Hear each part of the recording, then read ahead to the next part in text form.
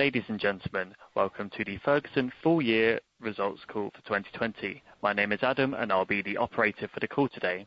If you would like to ask a question during this presentation, you may do so by pressing star followed by 1 on your telephone keypad. I have the pleasure of handing the call over to Mr. Kevin Murphy, the Group Chief Executive of Ferguson. If you'd like to go ahead, please, Kevin. Thank you, and good morning, and welcome to this 2020 full year results conference call. You've got Mike and I presenting this morning, and I'm also very pleased that Bill Brundage is with us. I'm sure you will have seen from our press release this morning that Bill will be taking over from Mike as our CFO in early November. I'm really delighted to introduce Bill, and I'm very pleased that we've been able to orchestrate such a smooth handover between Mike and Bill. Bill's a hugely talented executive that I've had the privilege to work with for many years at Ferguson, including the last 3 years when he was the CFO of Ferguson Enterprises. He's a safe pair of hands, and he knows this business inside and out. He's been shadowing Mike through our year-end process in anticipation of the handover. Bill will be joining us for the investor roadshows over the next couple of weeks, and I look very forward to introducing him to as many of you as possible. It is, of course, also Mike Powell's final results as Ferguson's CFO, and I'd like to thank Mike for his significant contribution to Ferguson over the last 3.5 years. We wish him every success in his new role as he takes over as Mondi CFO later this year. I'm personally grateful to Mike for all of his support, and all his hard work has been critical in the company's transformation over the last several years to focus the business on its North American markets. If I turn to today's agenda, I'll kick things off and give you the highlights and also say a few words about how we're adjusting to the operating environment as COVID-19 started to impact our business during our fiscal third quarter. Mike will give you an overview of the numbers, and then I'll come back and give you a quick update on our strategy and some of the areas the team's focusing on. Then Mike, Bill, and I will be happy to answer all of your questions. I want to start by recognizing our 34,000 extraordinary associates who steadfastly supported our customers during the pandemic in often very difficult circumstances. COVID-19 has undoubtedly had a dramatic impact and continues to affect almost every aspect of their personal and their professional lives. From our fabricators, technicians, and drivers to our showroom consultants and sales representatives, to those working on our counters and in our warehouses, not to mention the many thousands of associates now asked to perform their jobs remotely. They have all risen to the challenge. During these extraordinary times, we're incredibly thankful and proud of what they continue to accomplish each and every day. So turning to the highlights, Ferguson delivered a strong and resilient performance in 2020. Despite the unprecedented challenges in the second half, overall ongoing revenue of $19.9 billion was still 2% ahead of last year and broadly flat on an organic basis. It was another good year for gross margins, despite the adverse mix effect in the second half from the temporary closure of our bricks and mortar counters and our showroom sites. The group's operating expenses were well controlled, particularly in the second half, as we took decisive action to protect profit on lower revenues. Trading profit was 4.1% ahead of last year at $1.6 billion, with headline EPS down slightly, mainly due to the previously announced impact of Swiss tax reform. We also delivered another excellent cash performance by tightly controlling our CapEx and working capital alongside the strong profit delivery. The business continues to be underpinned by a healthy balance sheet, which remains a source of strength. The board is recommending an ordinary dividend for 2020 of 208.2 cents, which includes a catch-up from the withdrawn interim dividend. We're also restarting normal M&A activity, and we have several bolt-on transactions in the pipeline. The current share buyback program, however, remains paused. Ferguson is successful because of our associates, and our baseline commitment is to create a safe work environment for all. We continue to embed safety as a core value driver in everything that we do. And we're pleased that our recordable injuries continue to improve, with our group total injury rate and our lost time rate showing strong improvements. We're making progress in this journey to become first in safety, but we will not be complacent here. Moving to our COVID-19 response, overall, during a highly challenging period, our response has demonstrated the resilience of our diversified business model. It is clear this is a very different business to the one that faced the recession in 2008. Our approach to managing the business has been to focus on three key areas. First, to safeguard the well-being of our associates and our customers, we immediately moved to operating our business in adherence with CDC guidelines. Cleaning protocols at all sites were put into operation alongside social distancing measures. In the early weeks of the pandemic, we decided to act immediately to protect our associates and customers, and we moved our branches to pick up and delivery only, with customers encouraged to order ahead and to pick up in-store or at the curbside. Our showrooms also moved to virtual appointments only. We provide a critical function in the supply of essential products and services. In March, we took immediate steps to ensure our services were authorized as essential.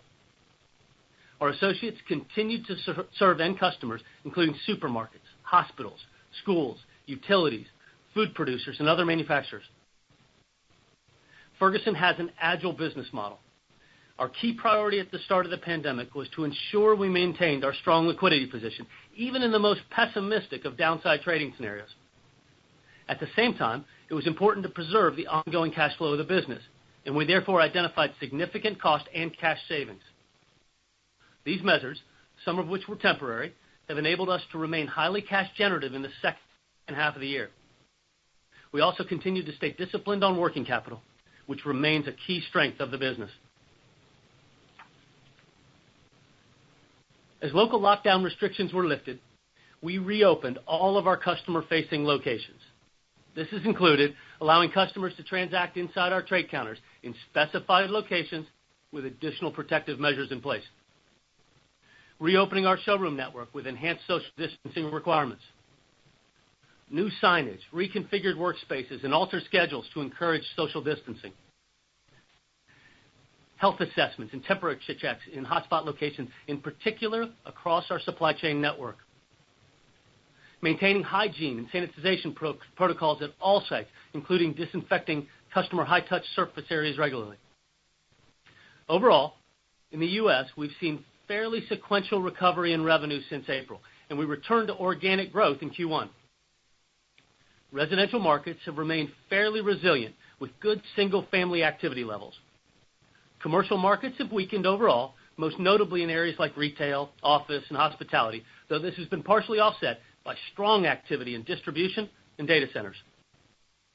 Civil markets were resilient in the initial lockdown, as customer work sites are typically both large and outside. Industrial markets have remained challenging through the year, due in part to depressed oil prices and overall tough operating environments for manufacturing during the pandemic. We grew faster than the markets we serve in 2020 and continue to gain share in each sector, with our outperformance estimated at about 3%. You can see that our markets sharply contracted in the second half. Since late spring, we've seen a good recovery overall as lockdown measures started to ease. We think our markets today have recovered to about flat, with residential leading the recovery.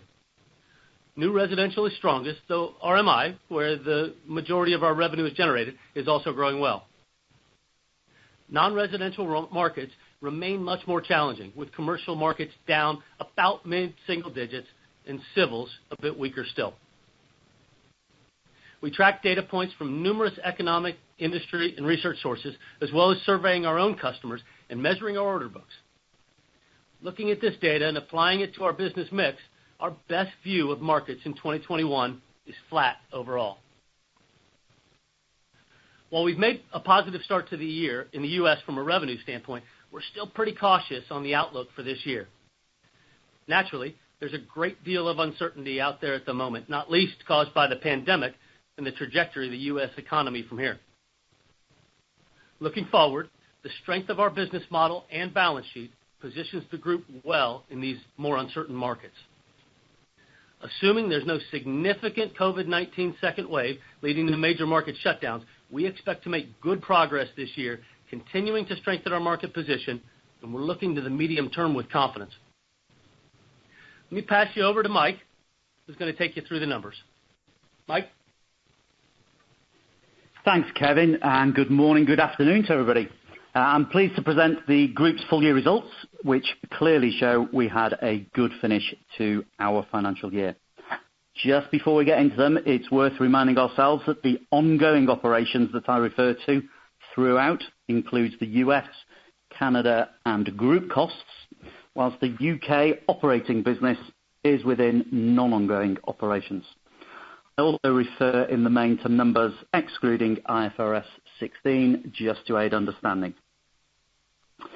Ongoing revenues in the year were up 2%, and we held gross margins reflecting the value we deliver to our customers, alongside which we tightly managed our cost base, which altogether means trading profit growth continues to outpace revenue growth.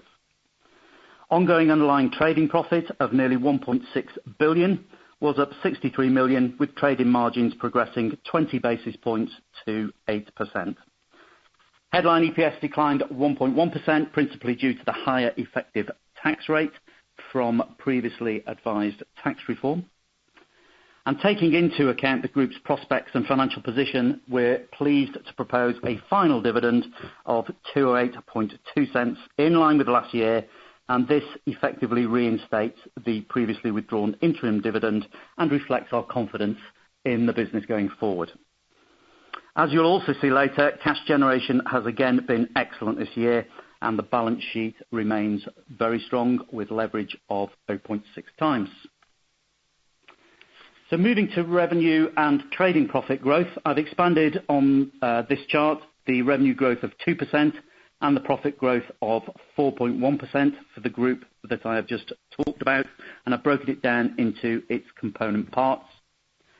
Organically, you can see the profit growth of 2% exceeded the flattish revenue, and this is the part of the results that I'm really most pleased about, as we made quick decisions and have clearly demonstrated the agility of the business model.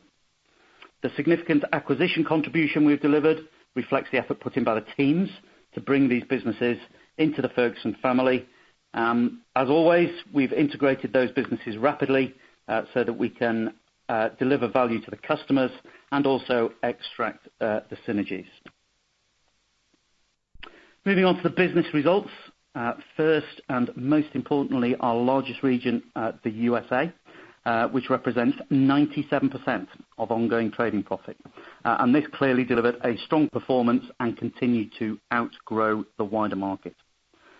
We've got good momentum at the end of the first half, as we told you back in March, going into the second half.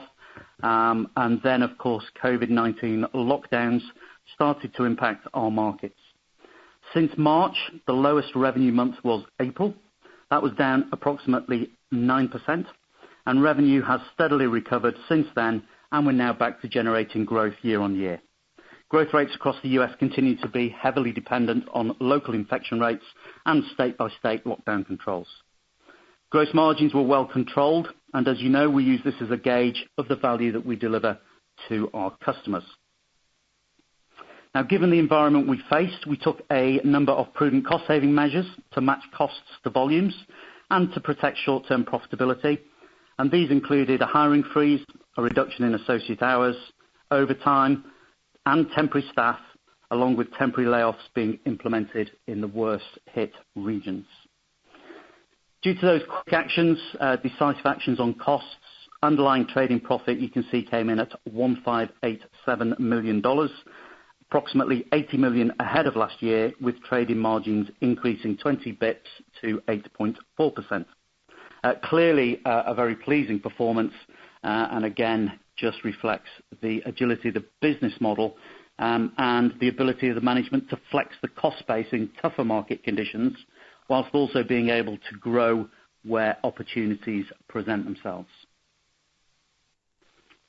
On the next slide, you can see there were some small variations in revenue growth in the US across blended branches, which is our largest business, with the strongest performance in Central, slight declines in the West. During the pandemic, the blended branches revenue declines were strongly correlated, of course, to local lockdowns, though, as Kevin has said, growth rates have recovered steadily since. In Waterworks, we generated strong growth throughout with fewer operating restrictions because, of course, the majority of the work there is actually outside. And HVAC continued to grow well, generating a strong performance during the year, and that has benefited from strong residential equipment sales through the summer months. We have homeowners improving their houses, which has kept our trade customers busy, and we've also seen this trend in e-business, particularly in Build.com, which has generated strong double-digit sales growth in recent months. Adoption and use of our mobile apps and e-commerce platforms has increased significantly during the pandemic, and Kevin will touch more on this later in his presentation. Canada, representing 3% of ongoing trading profit, that faced some pretty challenging markets pre-COVID. Revenues declined 7.5% overall for the year. That reflected the economic impact of some pretty tough national lockdowns in Canada, challenging conditions in Western Canada with weaker industrial markets and also some subdued residential markets. Gross margin slightly lower than last year, and despite cutting costs there, trading profit came in at 58 million Canadian dollars.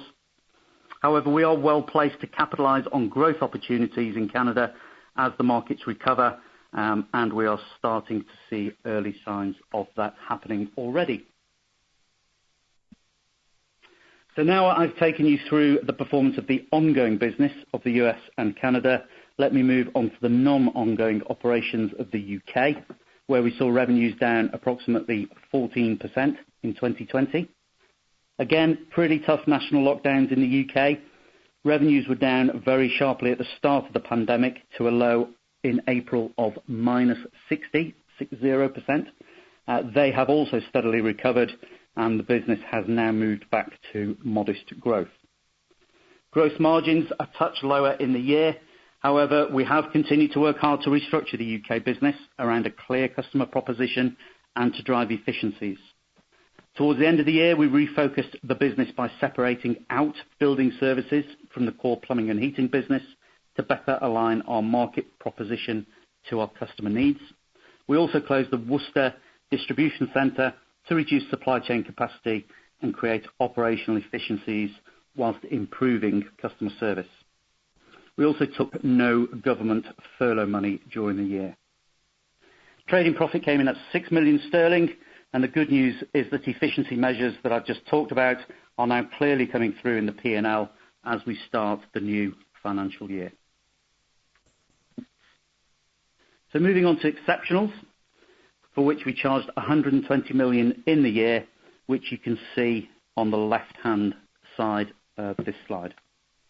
You can see the top two items on the left. They add up to $93 million. Those are the restructuring of the USA, Canada, and UK businesses. So after we stabilised these businesses with the short-term measures I described during March and April, we worked through in May what we wanted and believed we needed to do with our permanent labour cost structure. To ensure productivity and an appropriate response to the new environment, we decided to roughly take out 5% of the headcount in the USA and 10% in both Canada and the UK. We've gone through the correct processes with the respective workforces, and this has concluded with net permanent headcount reduction in the USA of 1,400, 300 in Canada and 400 in the UK. Most of those heads actually left towards the end of Q4, and these actions ensure we will continue to drive efficiency into the new financial year and have the appropriate flexibility and skill set as we path the business forward. In the US, we also announced the closure of approximately 70 branches, about half of which were closed by the year end, and the remaining will work through the system through the next year. It's important to remember that a lot of these is actually where we will consolidate into better premises to improve the customer experience. And really, to keep the math real simple for everybody, you can assume there's a payback of about a year on these restructuring costs. Of course, not all the cash flowed in FY20, and I'd expect about $70 million of the cash to flow in FY21. Moving to the right-hand side on tax and interest. Firstly, interest costs pre-IFRS 16. They increased slightly due to the higher level of average gross debt compared to last year that we carried. and our expectation for interest in FY21 is approximately $85 to $90 million, plus say about 50 of IFRS, taking the total for the year to 135 to 140 for FY21. And on tax, the effective tax rate for the year, totally in line with guidance that we gave of 25 to 26%, and I'd expect that same tax rate for FY21. I've set out the cash flows on the next slide on a pre-IFRS 16 basis, as I said, to really just aid understanding. There's a full reconciliation to the statutory notes in the appendix. But again, very clear evidence of good cash generation and the disciplines that we keep around cash, and these continue to be an important priority and a real quality of this business. Cash flow from operations, $1904 million, nearly $300 million ahead of last year. We saw a working capital inflow, principally from lower receivables, and we remain very well invested in inventory for our customers. As ever, spot cash flows on working capital, always a little misleading, and I'd anticipate about $100 million of the strong working capital performance to unwind in Q1. Capital investment, that was at the lower end of guidance that I gave last year. I'd expect for FY21 this to be somewhere between $300 million and $350 million, but clearly we can flex that depending on the environment that presents itself. Dividends paid, slightly lower due to the withdrawal of that interim 2020 dividend, but as I've said, we now propose to pay the 208.2 cents per share. That's flat for last year, and that cash flow will clearly flow past the balance sheet date. We also invested $351 million in acquisitions, largest of which was Columbia Pipe and Supply in the Midwest, and we have a normal pipeline of bolt-on M&A opportunities that we are currently considering. So the profit and cash delivery clearly leaves us with a strong balance sheet at 0.6 times net debt to EBITDA. That's below our targeted range of 1 to 2 times. I've shown the IFRS 16 lease liabilities on this slide, so you can also see the IFRS 16 inclusive ratios. The pension net asset has become a net liability, as in line with a lot of other companies. A combination of people living longer and falling corporate bond yields means that the liability has increased, but clearly still remains in reasonable shape. On our capital allocation and capital policy, there is no change. As I think forward to the half year, we will have paid the final dividend of about $470 million. The reversal of the spot working capital that I mentioned earlier of about $100 million likely to flow out. We have the normal working capital cycle increase through to the half year, and a little bit of M&A is looking likely. And of course, we have the trading cash that we generate.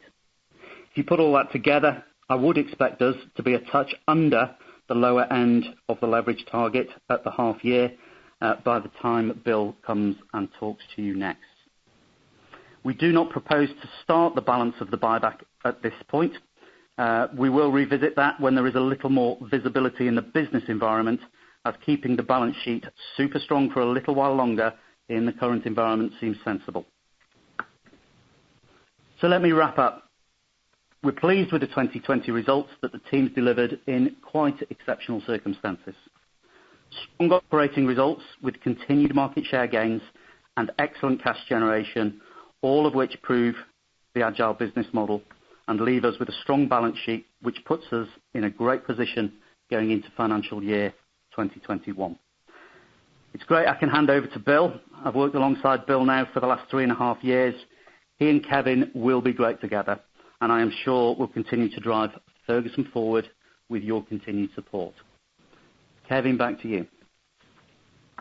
Thank you very much, Mike. Much appreciated. Let's move on to strategy. Our strategy is consistent with the direction of travel in recent years.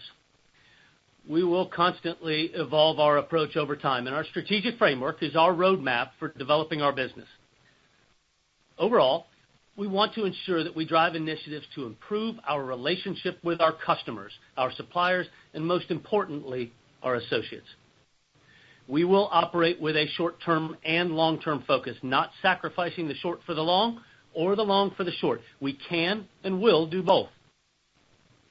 We will continue to focus on driving all our resources and knowledge to make our customers' projects better because they dealt with our company.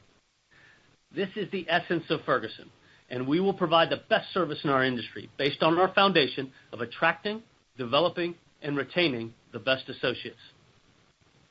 We'll be our customers' trusted supplier, giving them unrivaled choice of products, sourcing the leading brands in all our categories, including our growing portfolio of high-quality owned brands. We will drive scale in our business so we can make our customers more successful by ensuring they have access to products and advice where and when they need, offering a true omni-channel experience so doing business with us is as frictionless as possible. We'll use technology to make our business more productive and equip our associates with tools that drive efficiency while saving time for the customer, all the while never being afraid to experiment or to innovate. As we proceed this morning, I'll hopefully give you a sense of some of the areas we're driving as we continue to execute this strategy.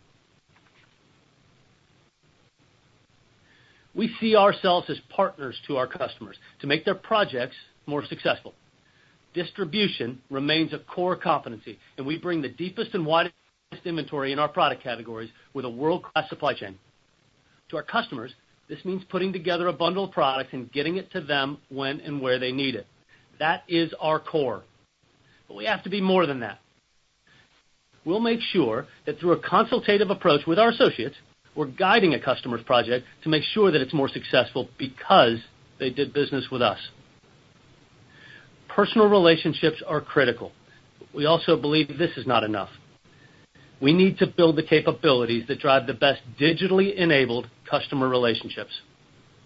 It's clear from COVID-19, technology must support our customers to make them and us more productive. We will focus on driving the Ferguson brand to ensure customers recognize and value what we do as a consultative experience. We'll drive a focused product strategy that includes both branded and own brand offerings. We will be part of a customer's decision-making process, evolving from order taker to trusted advisor. Other important areas of focus are value-added services inside our supply chain and the evolution of what our sales force should and will be. We'll continue to be mindful and invest in innovation and disruption that's coming from outside of our organization that's addressing overall construction productivity.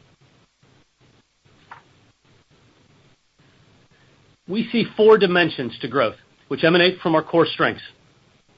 It all begins with the customer, and we will never abandon the trade professional as our core relationship. But what we will do is address stakeholder relationships more than ever before. We'll make sure we're engaged with owners, engineers, architects to drive project specifications and to ensure that we're uniquely positioned to secure a project. This will also serve to expand our overall gross margin profile. Secondly, while we have no intention to own manufacturing assets, we're going to get as close to the point of manufacturing as we possibly can. We're going to continue to expand our diverse global sourcing organization to make sure that we're driving design, product development, and own brand execution. We'll source from inside and outside the U.S. for own brand applications and drive sales through specification to that end user.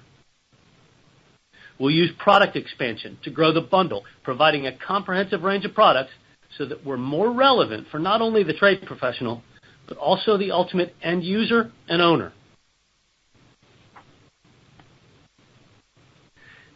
Now, I know you've seen this chart many times before, but it's a great reminder of the opportunities we have in the U.S. and how we focus our teams on the very specific needs of these individual customer types. The chart shows our 9 customer groups with our estimated market share in each bar. The important area of the chart is the gray portion, which shows how fragmented our markets are and how large our market opportunity is. In terms of business expansion, we will stay focused on our customer groups. There's a significant opportunity for strong growth and continued consolidation within each of these large and very fragmented markets. Many customer projects require a range of products and services from across the business, and we leverage our scale and expertise across the entirety of the organization. We benefit from significant synergies across our customer groups to help lower our costs and to improve our margins. We've chosen to operate in these markets because we can generate strong growth, attractive gross and net margins, and good returns on capital.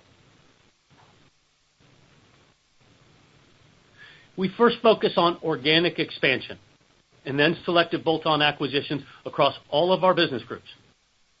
We generate benefits of scale in areas like distribution and technology, strengthening customer relationships that are uniquely local.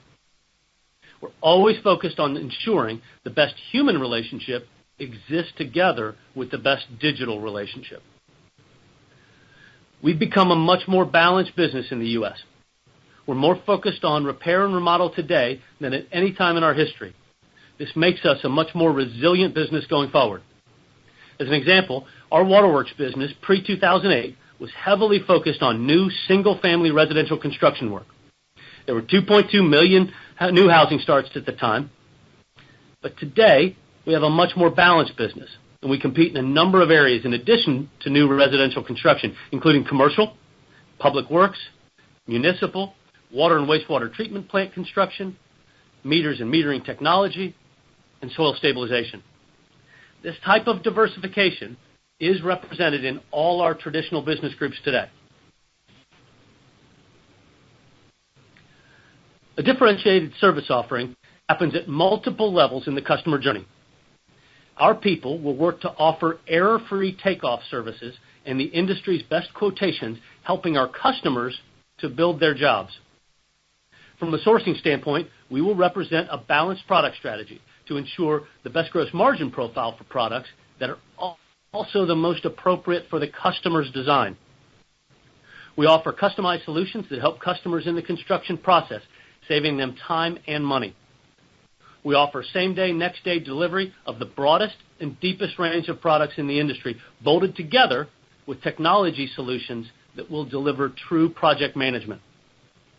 Best way to illustrate this approach is a simple example. A specialty U.S. pharmaceutical company recently needed to enlarge its manufacturing operation. Unfortunately, the roof of the manufacturing facility couldn't support the weight of traditional steel pipe or the air handling units that were needed for the job. The cost to reinforce the structure, as well as the operational disruption that it would cause, was not an option for the owner. Together with our customer, we worked to create a prefabricated system of polypropylene pipe that could be evenly distributed, reducing the load to the existing roof structure without extensive reinforcing. The result saved the end user significantly in direct costs, as well as the costs associated with any downtime that would have been required. We supplied prefabricated kits with all the required components so it could be easily assembled on-site, which also reduced construction hours, and it was completed with no recorded injuries. Today, the second phase of that contract is currently being fabricated and shipped. We seek a balanced growth strategy with same-store sales growth, organic expansion, and bolt-on M&A. In March, as Mike said, we acquired Columbia Pipe and Supply, a market leader in commercial and PVF distribution in the Midwest. The Chicago metropolitan area is the third most populous in the United States, and you can see from the slide, we've got a huge opportunity to build our commercial business in the region, with Columbia adding about $220 million in revenue. While we have 40 existing locations in the region, we were significantly underrepresented in commercial, and Columbia is a great fit, building out our position in some attractive cities across the Midwest. Most importantly, we welcome 375 dedicated associates who've developed deep, trusted relationships in the market over many years. Going forward, we have a number of attractive traditional bolt-on acquisitions in the pipeline, several of which we expect to conclude later this year. But in addition to bolt-ons, we'll also use acquisitions to grow capabilities that will make our branches and our digital channels more relevant. Many of these opportunities allow us to get closer to the consumer and owner while adding to our own brand product offering. In 2018, we acquired SafeStep, which sells own brand bathtubs and showering systems for the limited mobility bathing market. Since the acquisition, we've grown revenue by over 30%. The business has great returns with gross margins 2 times our core gross margins and is solidly accretive to trading margins. Manufacturing is contracted out but completed within the U.S., and the business has a direct sales model utilizing a network of over 100 independent sales reps. Since we acquired this business, we've expanded our growth within our showroom network, our residential and commercial channels with great success.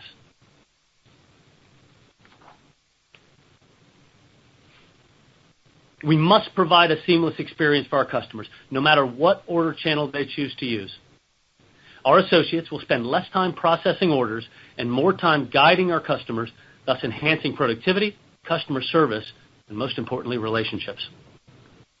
We've added many pieces of functionality, and we've recently launched a real game changer for us, which is a great example of how technology can enhance our service while improving productivity.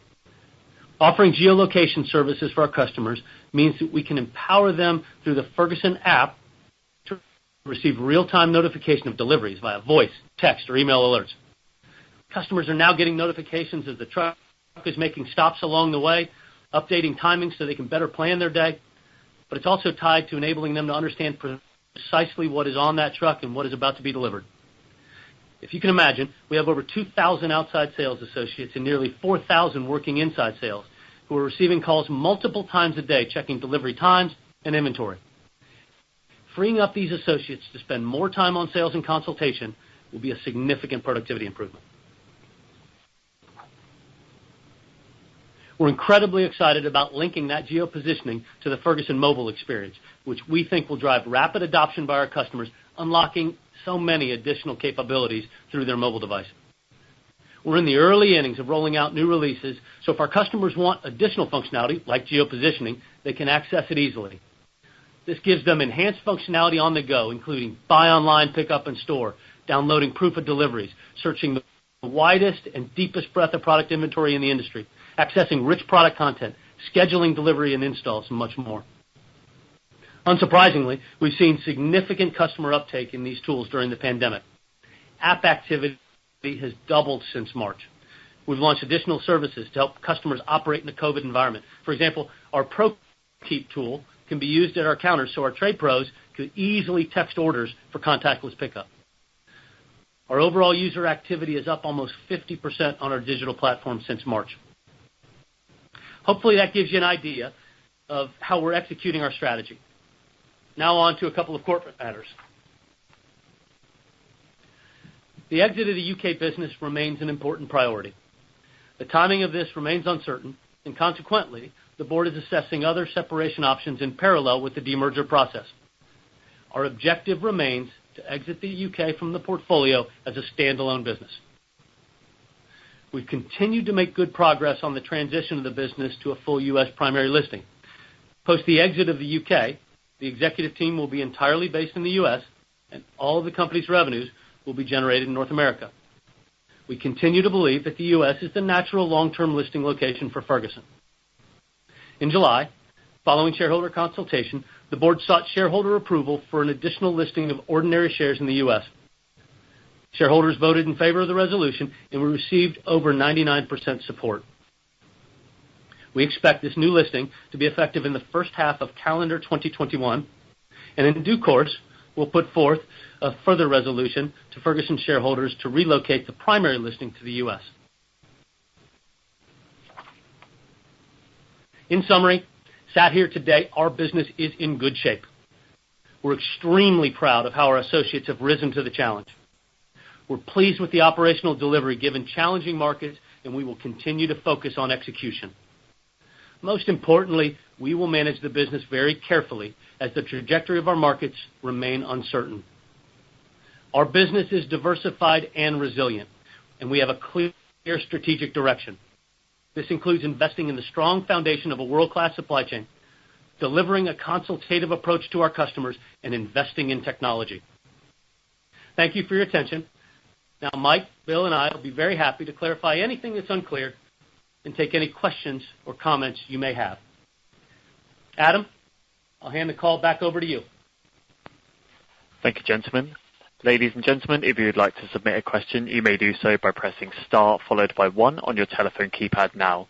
When preparing to ask your question, please ensure that your line is unmuted locally, and if you do change your mind with your question at any time, it is star followed by 2. We have our first question. It comes from Will Jones of Redburn Partners. Will, if you'd like to go ahead with your question, please.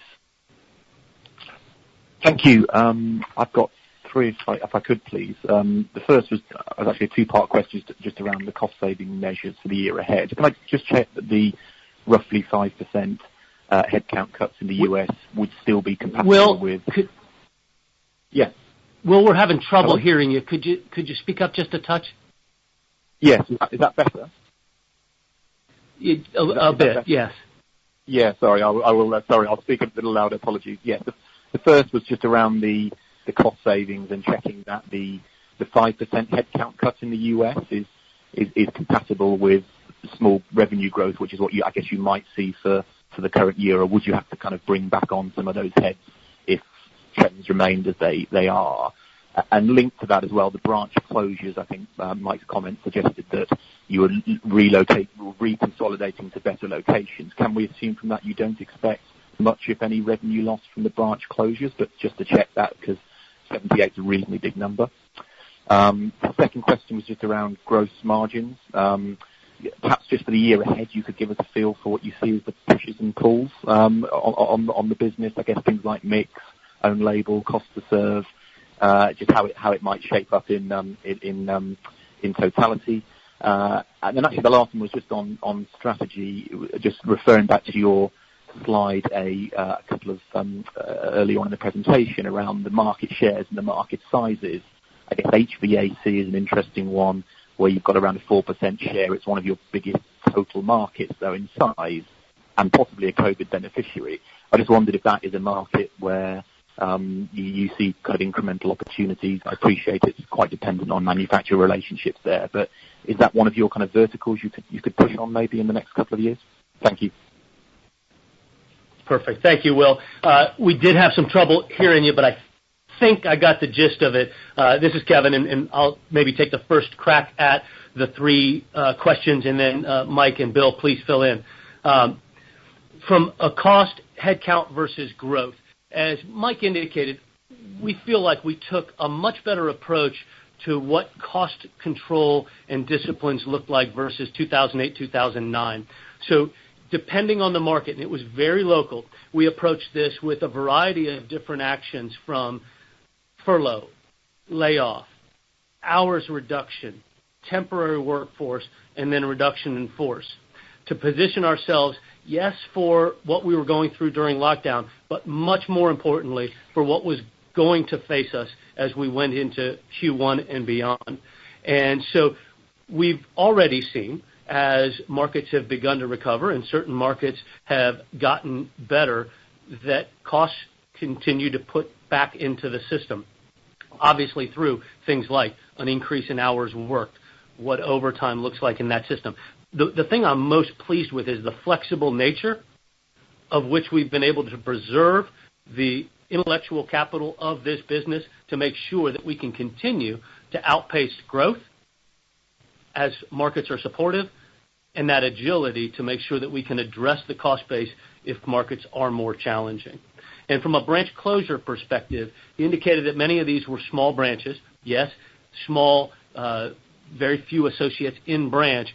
And so from a revenue perspective, we expect to capture and retain 100% of the revenue of those locations as we utilize other locations in those specific market areas. From a gross margin perspective, we look at a good balance to the year ahead. Last year, we saw good growth in areas like Waterworks, which do have a lower gross margin, even though the operating margin is consistent with the rest of our business. But again, focusing on own brand and an overall balanced product strategy that allows us to achieve the value or realize the value that we provide in the marketplace, we still believe that we can grow margins roughly 10 basis points a year over the long haul.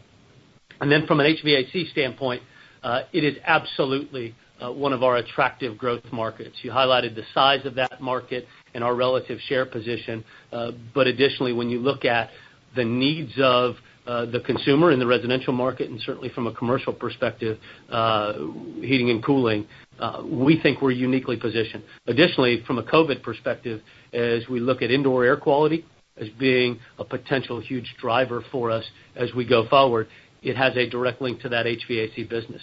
The reason I say I think we're uniquely positioned is many of the customers in the HVAC business do both plumbing and HVAC work. And we have a very successful plumbing business across all 50 states in the U.S. and then into Canada. And so the ability to offer a very unique customer experience for the HVAC business group, while at the same time offering a very unique experience for the plumbing side of the business, allows them to shop at one location, to leverage the infrastructure and the relationships of our organization, and should allow us to grow significantly faster. You highlighted the manufacturer inputs. We have great relationships across a variety of OEMs, and making sure that we have access to product lines to take care of that opportunity is hugely important. With that, I won't drone on. Any additional from Mike or Bill? Yeah, Kevin, listen, thank you. Will, given your question really relates to good cost in Q4 and what about the future, probably be a little rich of me to comment about the future, given that Bill is on the line. So, Bill, why don't I hand over to you and introduce you to Will and the team. Yeah, great. Thanks, Mike. First of all, let me just say how honored and excited I am to step into the role. Look forward to meeting many of you virtually over the next couple of weeks, and then hopefully soon in person when appropriate. To Kevin's point, from a cost perspective, as we were going through the lockdowns, we did first flex really hard on the temporary items and actions. At one point, we had about 2,500 people that were on temporary furloughs or temporary layoffs. Recall the revenues were down about 9% in April. Clearly, we then shifted focus towards the future, setting up the cost base for certainly an uncertain environment, but the revenue base that we expected to be operating in coming out of the initial lockdown phase. That's where we took the action on the 5% of heads in the U.S. To Kevin's point, revenue was a bit better than we expected coming through Q4. Most of those temporary actions are now brought back from a cost perspective. Because of those actions and because of slightly better revenue, we certainly had a good, solid Q4, certainly from a flow-through perspective and a profit flow-through perspective. As we manage into Q1 and into this fiscal year, as we look forward, you could expect some of that cost base to come back if revenue exceeds those expectations. But these are things that we manage day in, day out, month in, month out, very closely across the organization. Maybe just to put it in perspective, the 1,400 people that we reduced from the organization, remember, we've got about 1,400 locations. So that's about an average of one per location. So these are very tactical decisions that we make day in, day out, and we'll be very cautious as we move forward into the new fiscal year. Thanks, Bill. Thanks a lot. Our next question comes from Priyal Wolf of Jefferies. If you'd like to go ahead with your question, please. Hello. Thank you for taking my question. Can you hear me okay? We can, Priyal. Thank you. Okay, brilliant.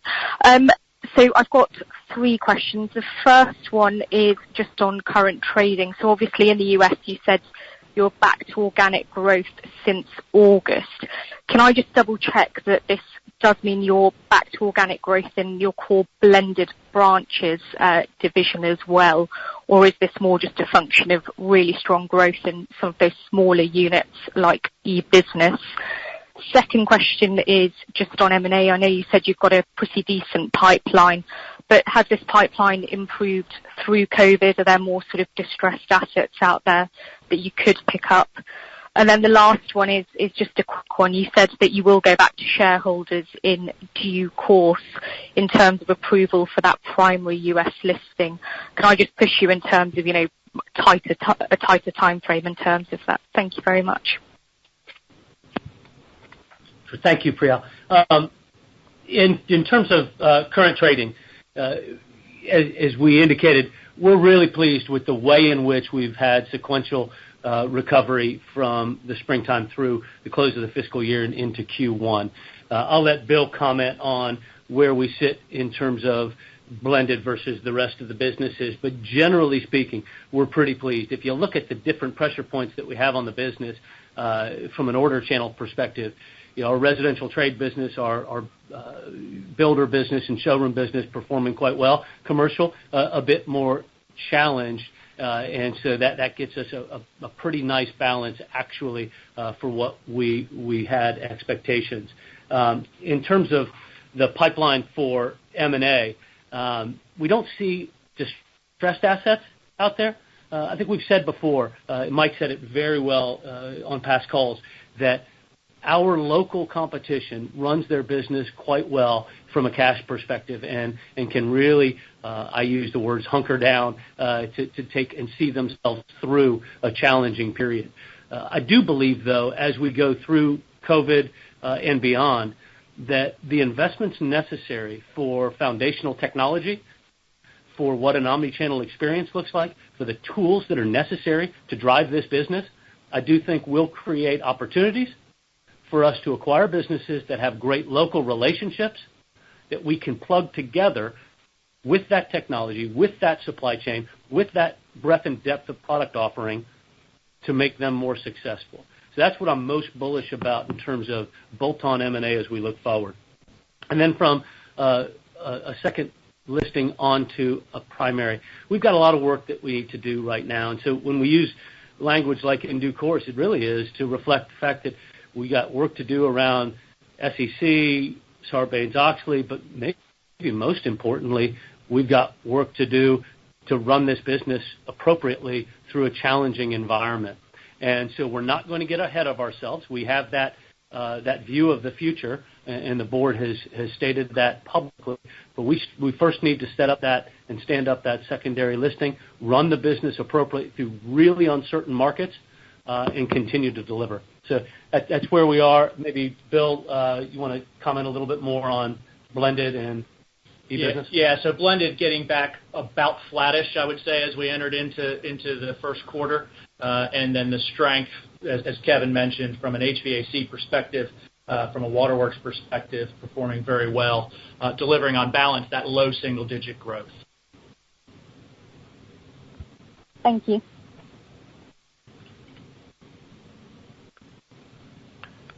We have another question. This one comes from Catherine Thompson of Thompson Research Group. If you'd like to go ahead with your question, please. Hi, thank you for taking my questions today. And I'll just hand the questions out individually after answering them. The first area I want to focus on is on plumbing. And this is really feedback that we've received over the past 2 to 3 months. And it's from our U.S. contacts that are pointing to an increase in a pretty meaningful one for demand for commercial plumbing products. So this would include mobile hand washing stations and water filtration systems. And they noted this is a change in trend line for commercial demand versus more DIY demand in calendar Q2. Could you clarify what you're seeing in the field for commercial, particularly against a backdrop of what could be perhaps one of the biggest non-discretionary remodels that we're seeing in public spaces? Thank you. Okay.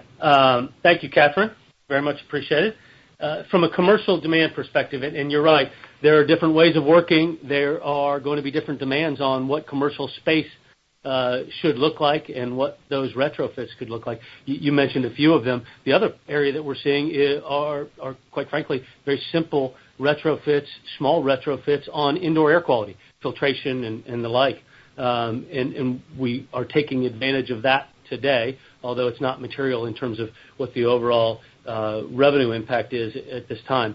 I think more broadly from a commercial perspective, what we're seeing is there's certainly an effect out there as we look at multi-trade commercial development and the length of time for a project, making sure social distancing is in place, making sure that the spacing out of trades is done. It'll lengthen the time of a construction project to a certain degree.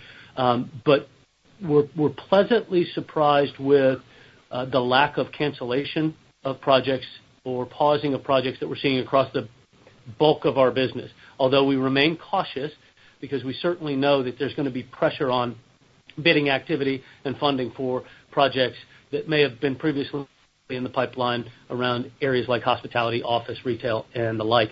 But as we've discussed, the need for data centers, the need for distribution capacity, certain education and healthcare assets, although not as much, are really we're really bullish from that perspective. So we're more cautious on the commercial market, but pleasantly surprised as to what we're seeing across the nation thus far. And tagging along that with HVAC, we see a lot of opportunity with HVAC based on our primary research, as there is increased focus on airflow at public spaces. I take it from your prepared commentary you're seeing more positive trends right now on the residential side.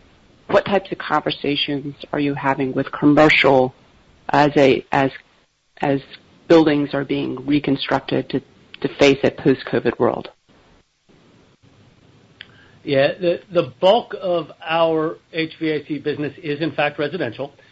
Most of our commercial work is in the light commercial area, although from a VRF perspective, we are engaged in the larger commercial market, and then certainly we have a large mechanical commercial business on the plumbing side of our world that has some impact from an HVAC perspective. I think residentially we're seeing some pent-up demand as well as good impact of residential new construction. The biggest issue right now, candidly, from an HVAC perspective, is just making sure that we've got good access to product.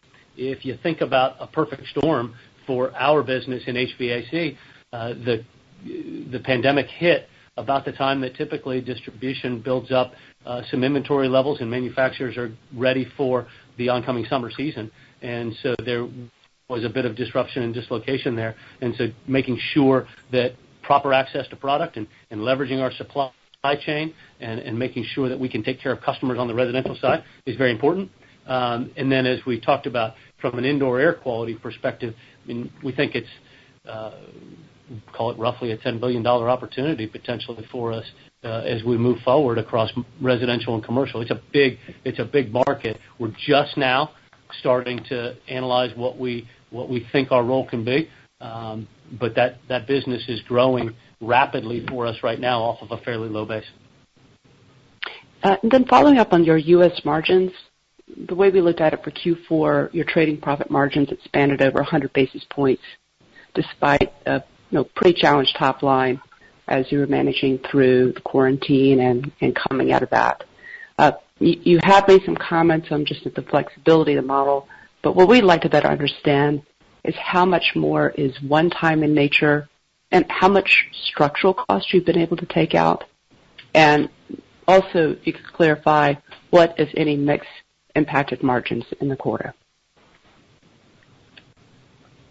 Yeah, Catherine, it's Bill, so let me jump in on that. So first off, from a structural cost standpoint, I think you should think back to the exceptional charges that Mike outlined. That's the real go-forward takeout of ongoing heads from a labor perspective as well as the consolidation of those 70 branches. Again, on those 70 branches, about half of those were physically closed by the end of the quarter. The other half are going to come through principally in Q1. And that really gets at the bulk of our cost base. 60% roughly of our cost base is in labor, another 15% is in infrastructure cost. If you go back to your comment, though, on the trading margins, you're correct. Certainly in the U.S. at about a 10% trading margin in Q4. Again, back to my earlier comments, very pleased with that result. Most of those temporary actions that we took, again, the 2,500 people that were temporarily furloughed or laid off, those 2,500 are now back. The overtime that we reduced significantly in Q4, part of that is back, and that's where we will remain very cautious as we move forward to manage that overtime, as well as the permanent ongoing headcount up or down, depending on the volumes that we see. Okay. Final question goes into the bucket of it seems conservative. First, on the top-line guidance for flattish, maybe some puts and takes based on that outlook, and then second, ending the fiscal year with pretty incredibly low leverage at 0.6 times. What should we read into this, and how should we think about growth initiatives going forward? Thank you again for answering my questions today. Yeah, maybe I'll take a first cut. Bill, Mike, jump in. On balance, we see some green shoots and are positive around the residential side of the business.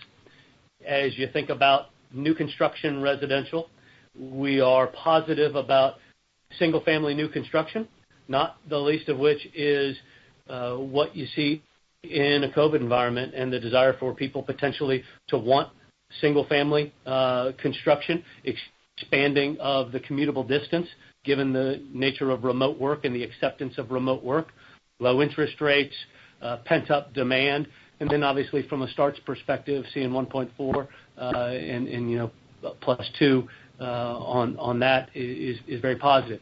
We also see some positive around home improvement as you look at LIRA being plus 2. So even if you take mid-single digit positive from a residential perspective, I think that offset starts to look as you get to the commercial side of the world and looking at what ABI looks like below 50 for 6 months and what we're seeing from an overall project funding perspective and the uncertainty around the commercial markets.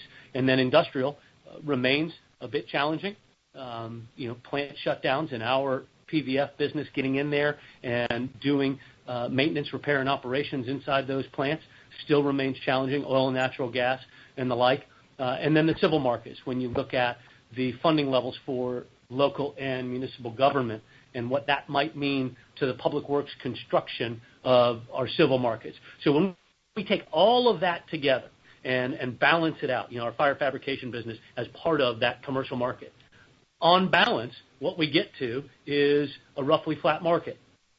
That said, those numbers are changing fairly quickly as you look at a COVID world. And I think that there's still enough uncertainty out there. Are we pleased with what we've been able to produce from a revenue standpoint and outperformance? Absolutely. Will we continue to drive for that? Absolutely. But there's just a fair amount of uncertainty as we go into the latter part of our first quarter and really the rest of the fiscal 21. In terms of that low leverage ratio, we think it's a prudent place to be, given that uncertainty in the market, and the strength of our balance sheet is a very positive thing for us, especially as we look to get back into good, solid bolt-on M&A, and again, trading through challenging markets where, from a U.S. perspective, we don't even have consistency in young people going back to school. And so what are we going to see from a virus perspective? Maintaining that conservative position is prudent at this time, and we're pretty pleased with where we are. Thank you. Thanks, Catherine. We have our next question. This question comes from Keith Hughes of Truist. If you'd like to go ahead with your question, please, Keith.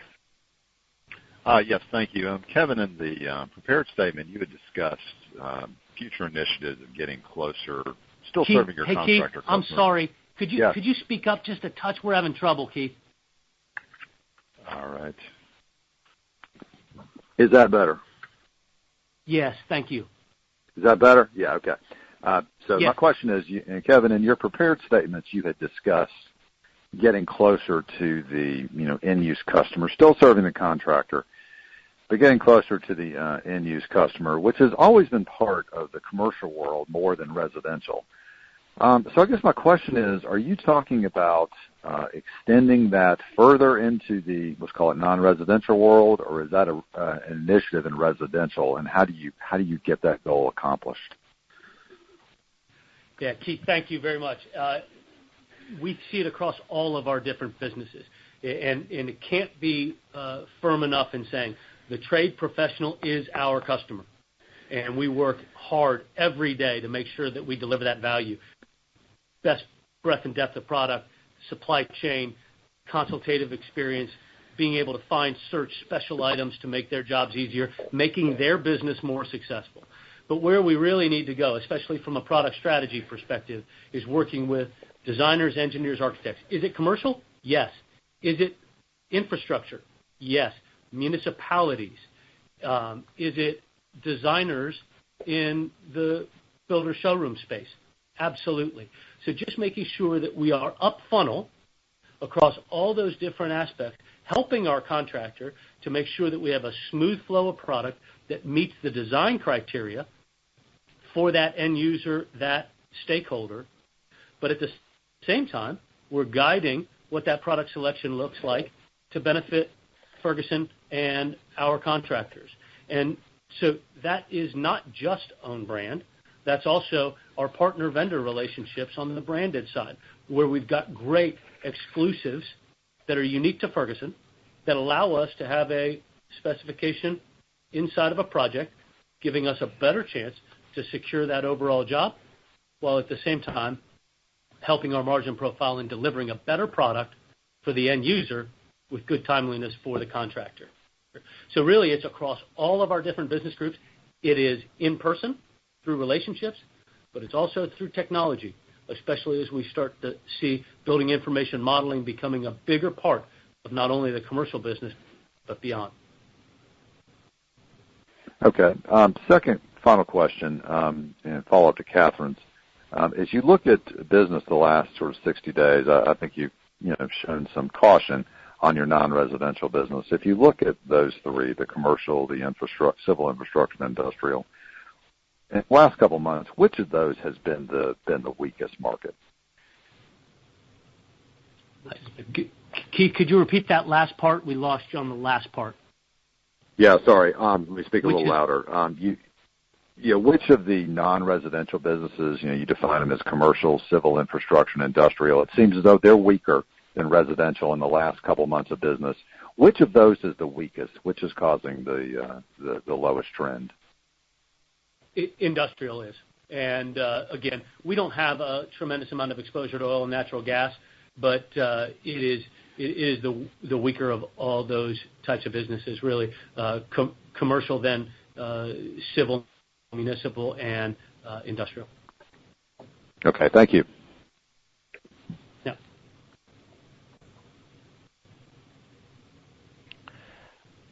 We have our next question. This question comes from Yves Bromhead of Exane. If you'd like to go ahead with your question, please.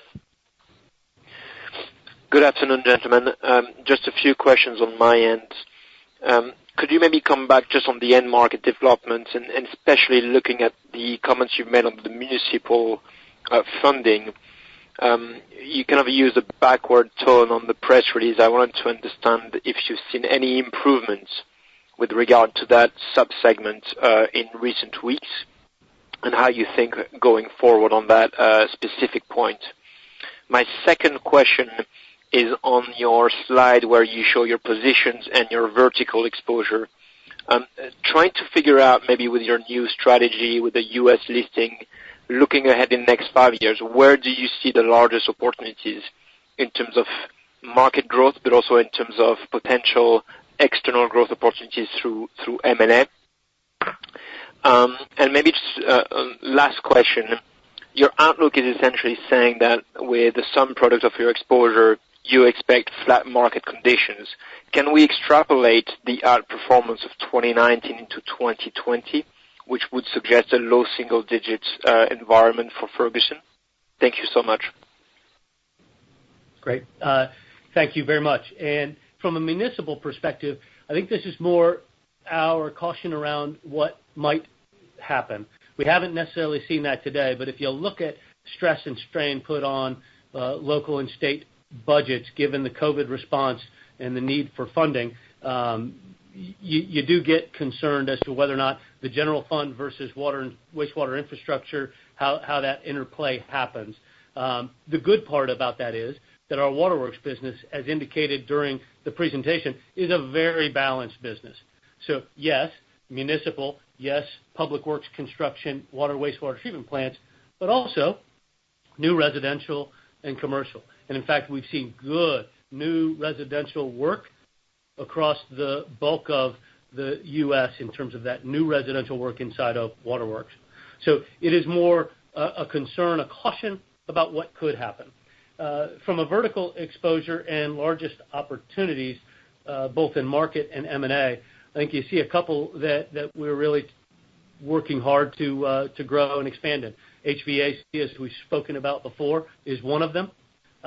Certainly, the commercial maintenance, repair, and operations business, what we call Ferguson Facility Supply, which is a huge, very fragmented market with good trading margins and good returns on capital, where we are continuing to make good headway in conjunction with our blended branch infrastructure to make sure that we can offer same-day, next-day product availability to that customer set.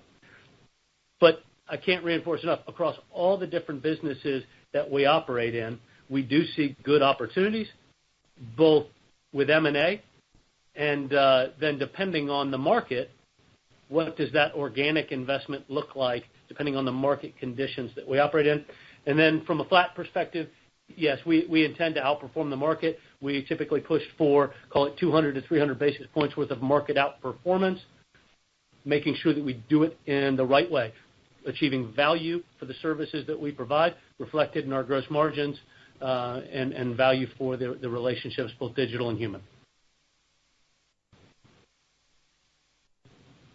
Thanks a lot. Thanks. Thank you. We have our next question. This question comes from Gregor Kuglitsch of UBS. If you'd like to go ahead with your question, please. Hi, can you hear me well? Yes, Gregor. We can, Gregor. Excellent, thank you. Brilliant. I've got a few questions as well. Maybe one kind of big picture one on the margin potential of the U.S. So I think last year you were slightly shy of 9%. That's including, obviously, IFRS 16. You're flagging kind of technology investments, some cost savings, and I don't expect you to sort of give me a precise basis point number maybe for this year, but as you maybe take a 5-year view, what do you think this business is capable of doing? I mean, could we be talking about double digit, or is that too aggressive? That's question one. Question two is relating to the M&A commentary again. So I want to understand if your kind of approach to M&A has changed a little bit. Maybe it hasn't, but I just want to explore whether you're prepared to maybe go for slightly larger deals. So historically, the last decade or so, you've kind of done 1-2% annual sales contribution from acquisitions. I want to understand if you're kind of flagging a step change in that, or it's just going to be more of the same. And then on e-commerce, if you could just, you gave us some growth numbers in your introductory remarks. If you could just remind us kind of the absolute numbers. So I think the B2C is relatively easy, but in terms of the B2B, how many of your customers are basically using online channel? How many subscribers have you got? Just so we can understand the sort of absolute figures there, because I think you were mostly flagging the rate of growth relative to March, but I want to understand where you are in absolute terms, please. Thank you. Great. Thank you, Gregor. I'm going to take a quick turn on all three of those questions and then turn it over to Bill for a little bit more depth. From a big picture view, in terms of double digit being too aggressive on margins, we do not put a ceiling on that, and we have historically looked at gross margin expansion as a good reflection of the value we provide, and that's been the driver of trading margin expansion. We really need to look at both, and I think that you're seeing that, hearing that in some of our comments for today. How do we get 10 basis points worth of gross margin improvement annually that is sustainable, built on value, and then how do we make sure that we invest in technology, which are already embedded, that constant movement from a technology perspective in both OPEX and CAPEX is embedded inside of the financials and what we are talking about today. But we need to have that in order to drive the productivity of our sales force, the productivity of our associates, things like distributed order management technology, that sort of activity that makes our people more efficient, but also gets great value for our customer and makes us relevant for the long haul. Secondly, on the M&A side, there is no step change to what you're seeing. We will look at all opportunities, big and small. That is our responsibility. But when it comes to our ability to take a small to medium-sized bolt-on with local relationships, bring it into our organization, take out some overhead costs, add technology, supply chain to local relationships. It's a good, solid, effective way of growing our company that also protects and enhances shareholder value. We also want to do capability acquisitions. What does that mean? Yes, valve and automation, and what are our capabilities in a local market that we can spread across a larger book of business, but also own brand and bringing product brands into our organization that we can use across our digital and bricks and mortar channels to make us more effective and make the business that exists more relevant. From an e-commerce perspective, I think that you will have seen good growth in B2C e-commerce, good adoption of digital tools in our B2B customers, but we look at it more than just revenue. It really is that stickiness of how we bring value to the trade professional so that they can check order status, look at the truck coming down the road and understand when they need to come off the 14th floor of a mid-rise to get their materials. Things like rich product content, sourcing, all those things are equally as important to us. And what you'll see is our B2C operations really coming together with our bricks and mortar operations in Ferguson so that the best digital platform that exists for Build.com, for example, starts to really enhance what that showroom offering looks like and really starts to build an omni-channel operation that's very durable. So with that, Bill, any comments from you on margin? Maybe just on that first piece, Kevin, on margins, to build that out a little bit more. To your point, we don't put a ceiling on it. We do want to incrementally improve year in, year out in supportive markets, not only the gross margin side, but Kevin talked about the technology investments. Technology spend for us today is about 6% of our cost base, and that continues to grow. We absorb that in the ongoing cost base of the overall organization because not only does it improve the customer service aspect and the capabilities we bring to the customer, but Kevin, you also mentioned the productivity side. So in addition to that OpEx investment from a technology standpoint, we also invested about $100 million of CapEx this year. Again, embedded in our overall CapEx guidance, but in technology because that's what's going to make us better, not only for those customers, but from a productivity standpoint so we could get better operating leverage over time. Thanks a lot. That was really helpful. Thank you. Good luck. Thank you, Gregor. We have our final question. This one comes from Stephen Golden of Deutsche Bank. If you'd like to go ahead with your question, please, Stephen. Thanks. I just wanted to ask you on, obviously you've talked quite a lot in the Q&A about M&A and bolt-ons, etc. You said earlier on that you're not really seeing any kind of fire sale assets or particularly desperate sellers right now. But can you give us a little bit of a feel for the typical multiple that you'd be paying kind of on an EV/EBITDA basis if possible, just because obviously that kind of links to your trading profit focus. And then, typically what kind of margin would you be buying a business like that on, and how quickly could you sort of get it up to group levels of traditional group margin, basically, through synergies? And I guess just to sort of put that into context, obviously your buyback is currently on pause. Clearly, if you were able to pick up these businesses at, let's say, for example, 9-10 times and your stock's on, say, 14-15 times, does that have any implication for, A, your willingness to do more M&A than do a buyback, and B, obviously the potential mix of equity versus debt that you may use in any particular potential acquisition?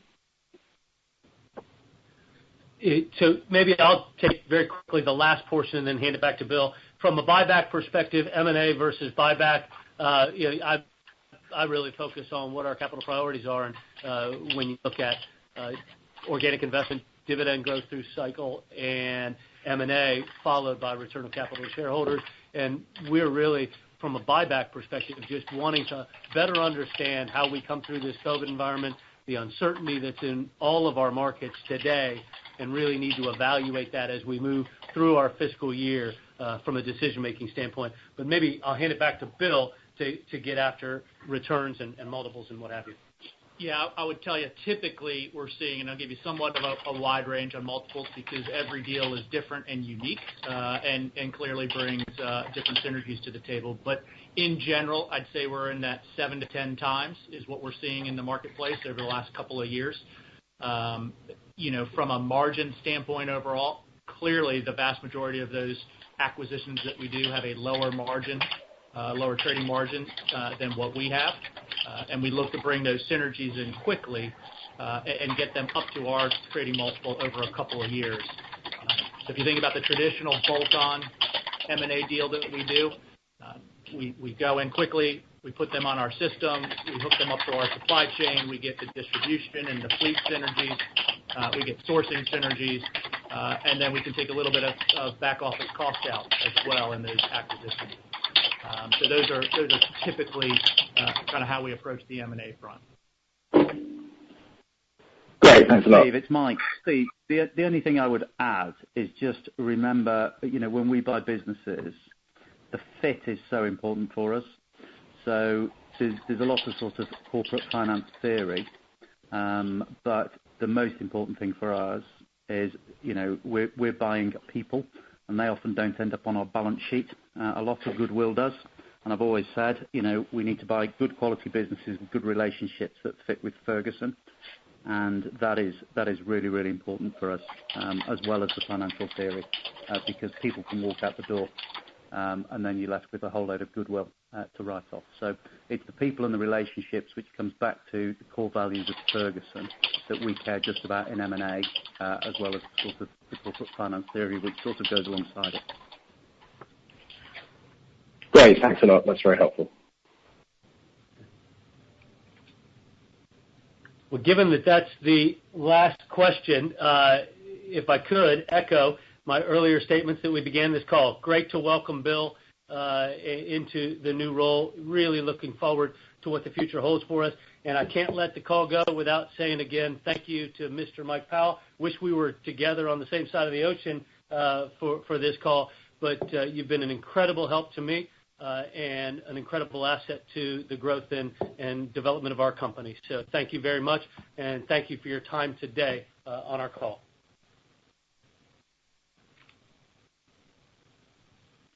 Ladies and gentlemen, this does conclude the call for today. Thank you for joining, and you may now disconnect your lines.